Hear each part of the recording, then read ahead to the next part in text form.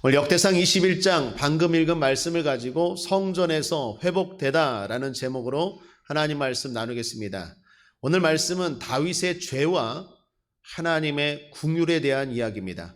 이 이야기를 세 단락으로 나누어서 살펴보겠습니다. 첫째는 다윗이 생각지 못한 죄를 짓다입니다. 다윗이 하나님 앞에 죄를 범했습니다. 그것이 군사조사, 인구조사라고 나오는데 정확하게 말하면 군사조사였습니다. 군사를 조사한 것이 왜 죄가 되는지 그건 모르겠어요. 성경에서 그걸 명확하게 밝히고 있지 않기 때문이에요. 아마도 교만 때문이었을 거예요. 그러나 분명한 것은 성경이 하나님이 그게 죄였다라는 사실입니다.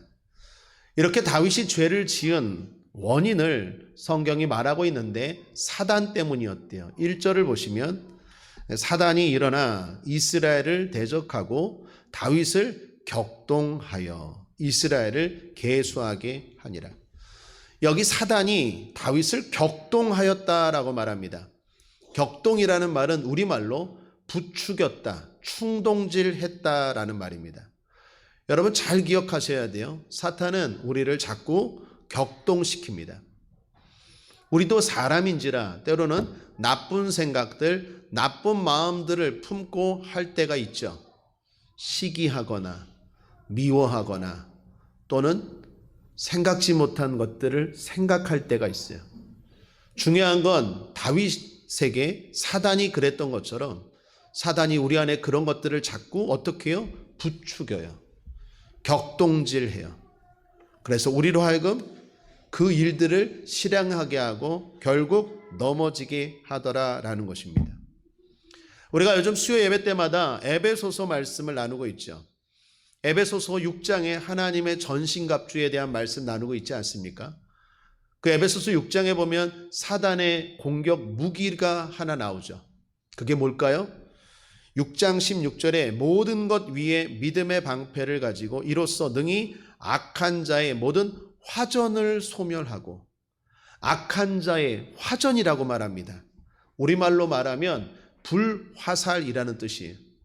한마디로 오늘 구약의 말씀이나 에베소서 신약의 말씀이나 사단이 하는 게 어떤 짓인지 알 수 있어요.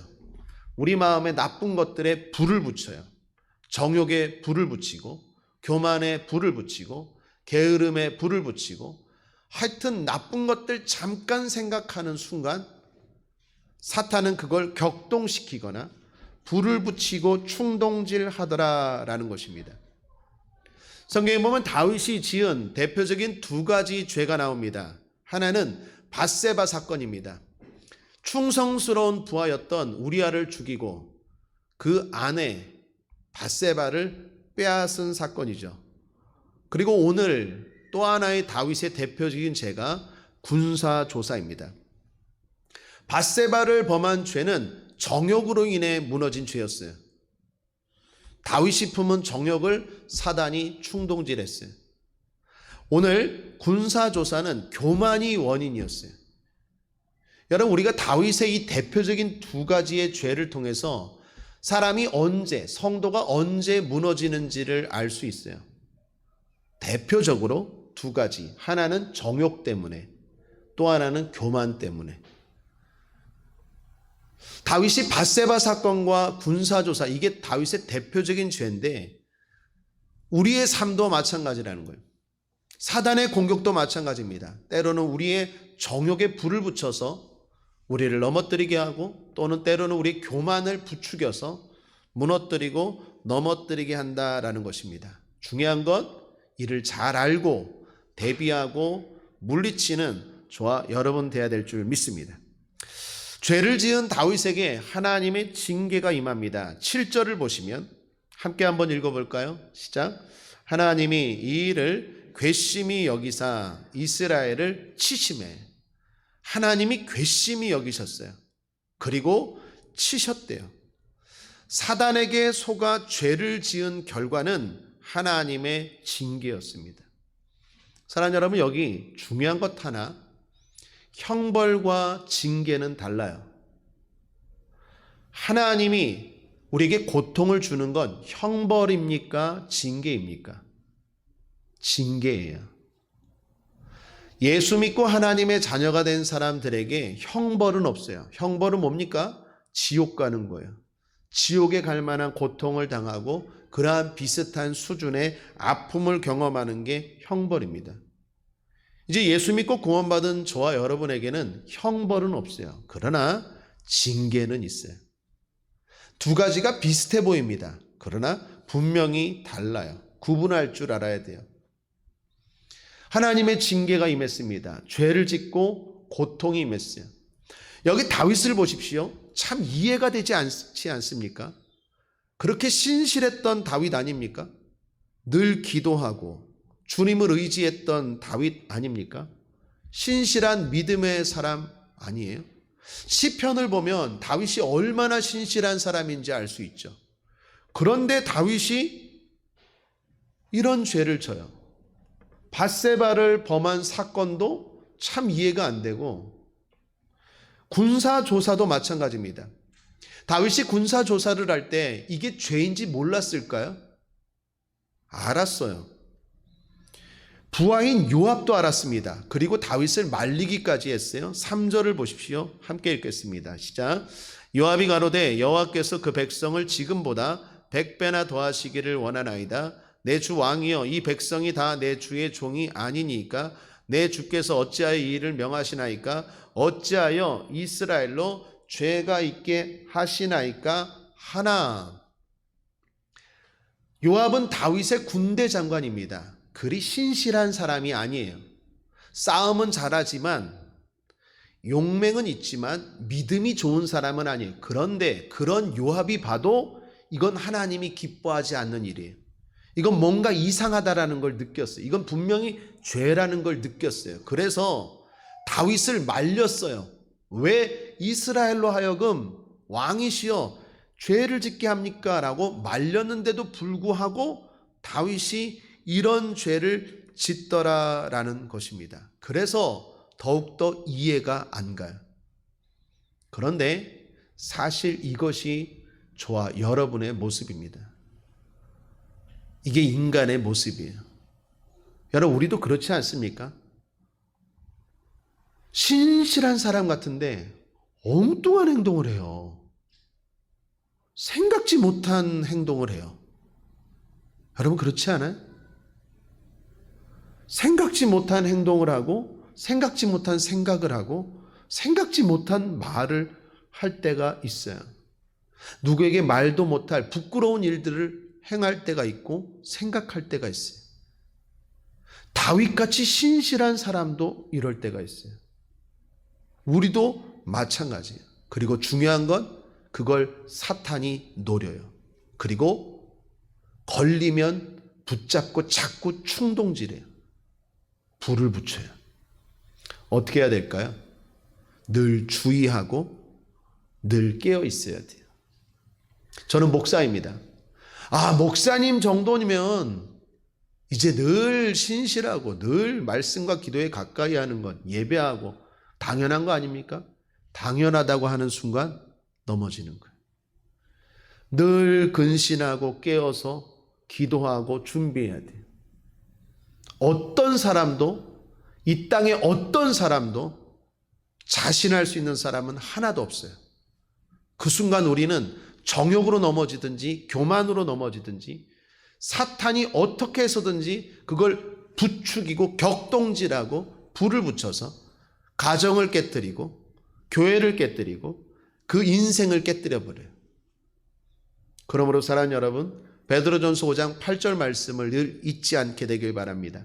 근신하라 깨어라 너희 대적 마귀가 우는 사자같이 두루다니며 삼킬 자를 찾나니. 또 하나 눈여겨볼 것은 다윗이 이 죄를 지은 게 인생 후반부였다라는 거예요. 밧세바를 범한 사건이 다윗이 50세에 지은 죄고 여기 군사조사를 지은 죄를 지었을 때가 67세예요. 다윗이 70에 죽었는데 둘 다 50대 후반의 대표적인 죄를 졌어요. 이 말씀을 듣고 여기 젊은 친구들이 많은데 우리는 안심이다. 우린 젊으니까 아직 안전지대구나 라고 생각하면 안 되고, 다윗이 뭔가를 이루었다고 생각했을 때 엄청 무너졌다라는 거예요. 그때가 가장 위험할 때예요. 내가 이제 뭔가 이루었어. 이제 내가 걱정이 없어. 모든 게 잘 돌아가. 사탄아 물러갈지어다. 그때가 제일 위험할 때예요. 다윗이요, 겉으로 볼 때 힘들 때는요, 무너질 여력도 없어요. 무너질 틈도 없어요. 그때는 시편 짓고 기도하고 찬양 부르고 전쟁하고 일하든지 예배하든지 이 둘 중에 하나였어요. 그런데 왕이 되고 나서 뭔가 이루었다 생각하는 그 순간에 생각지도 못한 엄청난 죄 두 가지를 짓더라라는 것입니다. 뭔가를 이루었고 여러분 삶에 평안함이 찾아왔습니까? 그 평안함이 안주함으로 이어지지 않게 되길 바랍니다. 근신하십시오. 깨어 있으십시오. 특별히 오늘 우리는 4월달 돌파 기도회를 드립니다. 문제가 있어서 우리가 기도하는 게 아니라 늘 깨어 있기 위해서 오늘 이 시간 또한 모인 줄 믿습니다. 둘째로 다윗이 회개를 합니다. 다윗의 강점은 자주 언급했듯이 회개가 빠르다라는 것입니다. 다윗에게 가장 훌륭한 점이죠. 다윗은 바로 자신의 죄를 짓고 나서 그 죄를 인정합니다. 8절 함께 한번 읽어보죠. 시작. 다윗이 하나님께 아뢰되 내가 이 일을 행함으로 큰 죄를 범하였나이다. 이제 간과없나니 종의 죄를 사하여 주옵소서. 내가 심히 미련하게 행하였나이다 하니라. 다윗이 말합니다. 내가 미련하게 행하였나이다. 여기 미련하게에 해당하는 단어가 히브리어로 니스칼티라는 말인데 뜻이 이렇습니다. 영적인 이해가 부족하여서 어리석은 행동을 했다라는 말입니다. 여러분, 우리가 미련하다라고 말하면 공부를 못해서 학교를 못 다녀서가 아니에요. 영적인 이해가 떨어지면 미련하게 살다라는 것입니다. 인간의 어리석음은 다른 것이 아니에요. 하나님을 인식하지 못하는 순간, 하나님을 떠나는 순간 생기는 게 어리석음입니다. 그래서 미련함, 어리석음은 학력의 문제가 아니라 영감의 문제고 공부의 문제가 아니라 신앙의 문제입니다. 아무리 좋은 학교를 나오고 많이 공부했어도 하나님을 인식하지 못하고 영적인 이해가 없으면 미련한 짓을 해요. 그 돈을 가지고, 그 인기를 가지고, 그 재능을 가지고 미련하게 산다니까요. 그러나 초등학교도 못 나온 권사님, 집사님일지라도 늘 하나님을 인식하고 하나님을 가까이 하는 사람은 인생을 대단히 지혜롭게 살아가요. 다윗이 하나님을 인식하지 못하는 순간 미련하게 행동했다라는 것입니다. 다윗은 이렇게 회개합니다. 다윗의 회개를 보면 어떤 변명도 없어요. 내가 이 일을 행함으로 큰 죄를 범하였나이다. 군더더기가 없어요. 내가 뭐 해서 이랬고요. 뭐 해서 이랬고요. 누가 이래서 이랬고요. 누가 이래서 이랬고요. 변명이 없어요. 깔끔해요. 우리의 회개가 깔끔하게 되길 바랍니다. 죄인이 뭐가 그렇게 말이 많습니까? 하나님 다 아시는데. 다윗은요, 인정을 해요. 이건 내 잘못입니다. 내가 미련해서 내가 죄를 지었습니다. 라고 말합니다. 다윗의 회개를 보면 변명이 없다라는 것도 참 대단하지만 또 하나 대단한 것은 큰 어려움이 임하고 회개한 게 아니라는 거예요. 하나님이 뒤에 보시면 이 죄로 말미암아 징계를 하셔서 전염병으로 7만 명이 죽고 난 다음에 회개한 게 아니에요. 그 전에 다윗이 먼저 회개했어요. 하나님이 7만 명을 죽이는 징계를 내리기 전에 뭔가 느낌이 있었겠죠?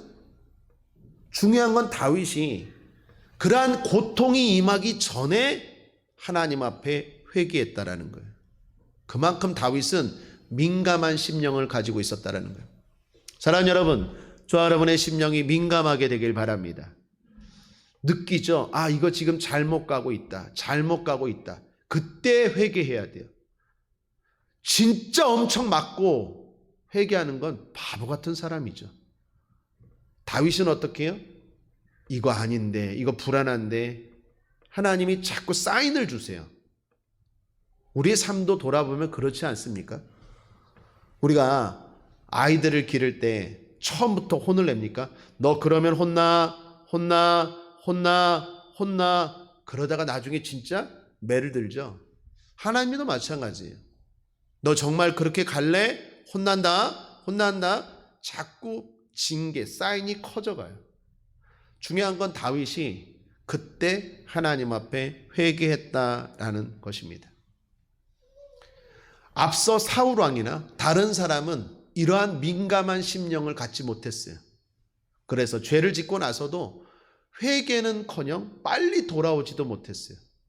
그런 점에서 다윗은 훌륭하다라는 것입니다. 회개는 회복의 중요한 요소입니다. 우리는 죄 짓고 살 수밖에 없는 존재이지만 회개라는 능력이 있다는 것 기억하고 날마다 빠른 회개를 통해서 빠른 회복의 역사를 경험하는 저와 여러분 되기를 주님의 이름으로 거듭 축복합니다. 마지막 세 번째로 하나님의 긍휼이 임합니다. 자, 다윗이 그렇게 빨리 회개했어요. 그런데 하나님의 징계가 임합니다. 자, 여기 또 하나 중요한 게 있어요. 회개와 징계는 별개의 문제라는 거예요. 많은 사람들이 이걸 오해하고 있어요. 여러분께 질문합니다. 회개하면 하나님이 용서해 주십니까? 용서해 주지 않습니까? 용서해 주시죠. 용서해 주시는데 징계까지 없어지는 건 아니에요. 이걸 몰라요. 그래서 죄 짓는 것을 두려워하질 않아요. 하나님이 회개하면 용서해 주세요. 그래서 심판하지 않아요. 죽이지 않아요. 그러나 징계라는 대가를 치러야 돼요. 우리가 회개하면 하나님이 다 없는 걸로 한다고 생각하는데 착각이에요. 그거에 대한 대가를 치러야 돼요. 그게 얼마나 고통스러운데요. 여러분, 다윗이 지금 회개했어요? 그렇다면 징계도 없어야 되죠. 그런데 하나님의 징계가 임해요. 하나님이 사랑하셔서 다윗에게 주관식이 아니라 객관식의 문제를 냅니다. 자, 1번으로 맞을래? 2번으로 맞을래? 3번으로 맞을래? 골라 잡아. 네가 원하는 거로 때려줄게. 우리 아들, 딸 기를 때 새가 생각이 나는데. 자, 1번으로 맞을래? 2번으로 맞을래? 3번으로 맞을래? 하나님이 다윗에게 말합니다. 1번은 뭡니까? 3년 동안 기근. 2번은 3개월 동안 전쟁과 적군에게 쫓겨다니는 것. 3번은 3일 동안 온역, 전염병. 다윗이 몇 번 골랐을까요? 3번. 모르면 3번을 찍으십시오. 다윗이 3번을 골라요. 짧고 굵게 맞겠다라는 것도 있지만 왜 3번을 골랐을까요? 하나님의 손길로 맞기를 원하셨어요. 왜요? 하나님의 손길로 맞는다면 그 손길은 긍휼이 담겨 있는 손길이거든요. 다른 사람 적군에 의해서 고통을 당하거나 아니면 기근이나 이런 게 아니라 하나님이 내리시는 전염병, 그 손길은 긍휼이 담겨 있음을 알고 다윗은 3번을 선택한 거예요. 다윗의 생각이 맞았죠. 13절을 보십시오. 하나님이 심판하시다가 긍휼을 베푸세요. 다윗이 가세게 이르되 내가 곤경에 있도다. 여호와께서는 긍휼이 심히 크시니 내가 그의 손에 빠지고 사람의 손에 빠지지 않기를 원하나이다. 그래서 3번을 선택했는데 15절 함께 읽죠. 시작. 하나님이 예루살렘을 멸하러 사자를 보내셨더니 사자가 멸하려 할 때에 여호와께서 보시고 이 재앙 내림을 뉘우치사 멸하는 사자에게 이르시되 족하다. 이제는 내 손을 거두라 하시니 때 여호와의 사자가 여부수 오르난의 타작 마당 곁에 선지라. 하나님의 마음이 참 약해요. 고통받는 걸 보고 하나님이 어떻게 해요? 심판의 사자 천사에게 그만 내리라 라고 말합니다. 거기가 오르난의 타작 마당이. 여러분 여기 잘 보십시오. 다윗은 분명히 회개했어요. 그러나 징계가 임합니까? 안 임합니까? 임하죠. 4번은 없어요. 1번, 2번, 3번, 4번은 아예 징계가 없다. 4번은 없어요.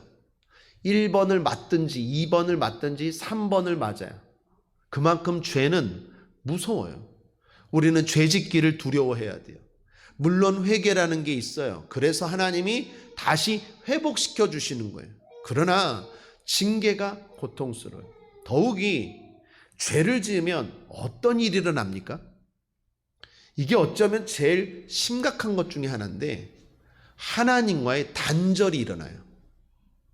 죄를 지으면 쉽게 말해 기도가 안 돼요. 예배가 안 돼요. 불통이 돼요. 소통이 아니라 불통이 돼요. 여러분 오늘 성경에도 그런데 하나님이 죄 지은 다윗에게 말하는데 9절을 보십시오. 9절 여호와께서 다윗의 선견자 갓에게 이르시되 그러면서 다윗에게 전하래요. 하나님이 직접 말씀하셨거든요.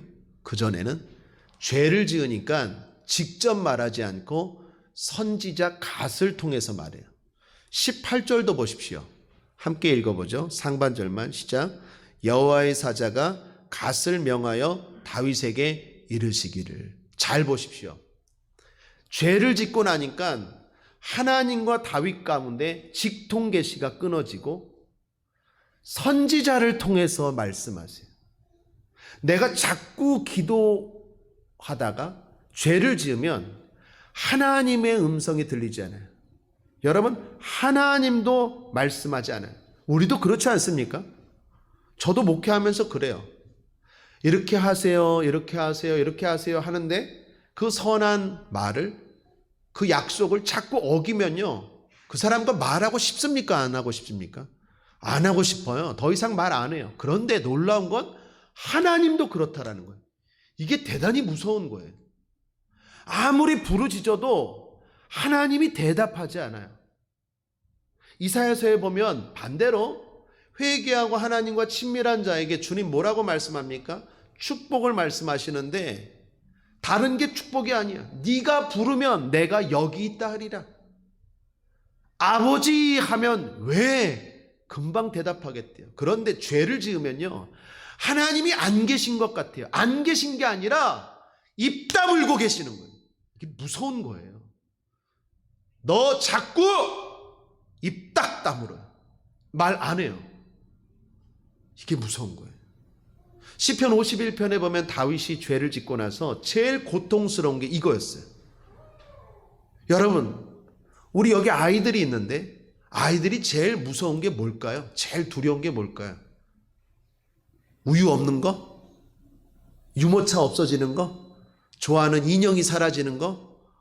엄마가 없어지는 거예요. 엄마가 없어지고 무서운 얼굴에 목사님이 이렇게 나타나면 왕거리고 우는 거예요. 엄마가 없어진 것 같은 느낌이 들 때 아이들이 제일 무서운 거예요. 우리도 마찬가지예요. 제일 무서운 게 뭡니까? 내가 가지고 있는 자동차가 없어지고 내가 가지고 있는 집이 그건 아무것도 아니에요. 하나님이 아무 얘기를 안 하세요. 이게 진짜 무서운 거예요. 오늘 여기 보세요. 다윗이 죄를 지니까 하나님이요, 말씀은 하는데 야 네가 가서 말해. 나 쟤랑 말하고 싶지 않아. 이거예요. 우리 하나님은 사랑의 하나님이고 은혜의 하나님이지만 우리가 잊지 말아야 되는 건 무서운 하나님이에요. 하나님도 인격이 있으세요. 하나님을 너무 쉽게, 하나님을 너무 가볍게, 하나님을 너무 막대하면 안 돼요. 저는 목사입니다. 그래서 딱 중간이에요. 여러분들의 입장을 하나님 앞에 소개하는 그런 면도 있지만 또 하나 저에게 중요한 사명이 뭔지 아세요? 하나님을 하나님 되게 섬기도록 여러분을 가르치는 거예요. 여러분이 얼마나 연약하고 어떻게 그런 힘든 상황에서 살아가는지 하나님 앞에 호소하는 게 제 역할이기도 하지만, 또 하나는 하나님의 마음과 하나님을 하나님 되게 섬기는 것들을 가르치는 게 또 저의 역할이에요. 세상이 더 좋아질수록 하나님을 너무 막대하는 것 같아요. 하나님을 너무 가볍게 생각해요. 그래서 그냥 생각 없이 말하고 생각 없이 약속하고, 그리고 하나님이니까 그리고 그냥 막 행동을 해요. 그럴 때마다 제 마음이 철렁철렁거려요. 저 하나님인데, 하나님 앞에서 저러면 안 되는데. 사랑하는 여러분, 여기 보시면 하나님도 인격이 있고, 기분 나쁘면 말 안 하지 않고, 더 나아가서 괘씸히 여기시고, 더 나아가서 쳐버리세요. 이 하나님을 우리는 알아야 된다라는 것입니다. 하나님의 징계가 임했어요. 다윗이 고통을 당합니다. 그리고 하나님 앞에 기도합니다. 하나님, 내가 죄를 짓지 않았습니까? 그런데 백성들 7만 명을 죽이면 어찌합니까? 나를 치십시오. 하나님 앞에 눈물로 기도해요. 하나님이 그 회개를 받으셨어요. 그리고 선지자를 통해서 말씀합니다. 제단을 쌓으라고 말해라. 다윗이 하나님 앞에 제단을 쌓습니다. 제단을 쌓고 나서 하나님의 응답이 불로 임해요. 그리고 모든 징계가 끝나버립니다. 우리 마지막으로 26, 27절, 다윗이 거기서 여호와를 위하여 단을 쌓고 번제와 화목제를 드려 여호와께 아뢰었더니 여호와께서 하늘에서부터 번제단 위에 불을 내려 응답하시고 사자를 명하심에 저가 칼을 집에 꽂았더라. 하나님의 징계가 완전히 끝나버렸어요. 회개하고 하나님 앞에 제단 쌓고 나서 하나님의 응답이 임했어요. 그런데 끝으로 중요한 한 가지를 하나님이 가르쳐 주세요. 그리고 다윗이 선포합니다. 자, 오늘 말씀은 22장 1절까지가 오늘 말씀이에요. 그래서 22장 1절까지가 이어집니다. 자, 22장 1절 함께 읽겠습니다. 시작. 다윗이 가로되 이는 여호와 하나님의 전이요 이는 이스라엘의 번제단이라 하였더라. 이곳이 무엇이 됩니까? 성전이 돼요. 잘 보십시오. 성전이 어떤 곳인지를 보여주는 곳이에요. 하나님 앞에 다윗이 죄가 용서받은 곳, 그게 성전이에요. 하나님 앞에 드린 기도가 응답된 곳, 그게 성전이에요. 하나님 앞에 드린 예배에 성령의 불이 내린 곳, 그게 성전이에요. 하나님 앞에 모든 것들이 용서받고 다시 회복하여 시작한 곳, 그게 바로 성전의 시작이에요. 여기가 오르난의 타작마당이었고, 여기가 바로 하나님의 성전이라고 말하고, 나중에 솔로몬이 여기에 성전을 짓고, 그 전에 과거에는 아브라함이 이삭을 바친 곳이 바로 여기예요. 모리아산 여기예요. 야, 정리해 봅시다. 여기 중요한 얘기가 있어요. 아브라함이 이삭을 드린 사건은 하나님이 아들 대신 예수님을 보내준 사건의 모형이에요. 아들 바쳐진 곳, 예수 그리스도가 희생된 것, 그리고 신실했던 다윗이 생각지 못한 죄가 용서받고, 그리고 기도가 응답되고, 예배에 하나님의 불이 임하고 다시 회복하여 시작된 곳이 뭐라고요? 성전이에요. 오늘 이곳이 바로 그런 곳이에요. 이곳에서 여러분이 다시 회복하여서 새 출발할 수 있게 되기를 바랍니다.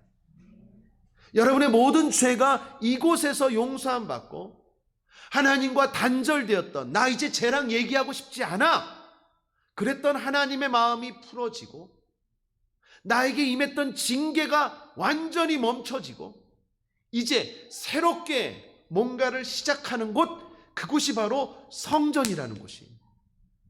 여러분, 그 성전이 바로 여기인 줄 믿습니다. 그걸 알고 예배드리시고, 그걸 알고 기도하시고, 그걸 알고 회개하시고, 그걸 알고 용기와 비전을 가지고 힘차게 제2의 인생을 시작해 나가는 저와 여러분 되길 바랍니다. 4월 첫 주일입니다. 그동안에 지은 죄가 있습니까? 또 아픔과 징계가 있습니까? 하나님과의 단절을 통하여 두려움도 있었습니까?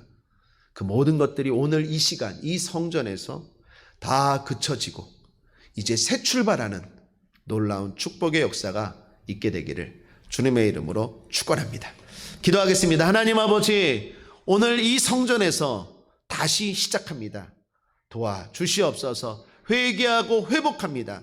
도와주시옵소서. 성령님 역사하여 주시고 붙잡아 주셔서 2022년도 4월 더욱더 복되게 하나님 앞에 영광 돌리며 살아가는 우리 인생 되게 하여 주옵소서. 감사드리며 예수님의 이름으로 축복하고 기도했습니다. 아멘.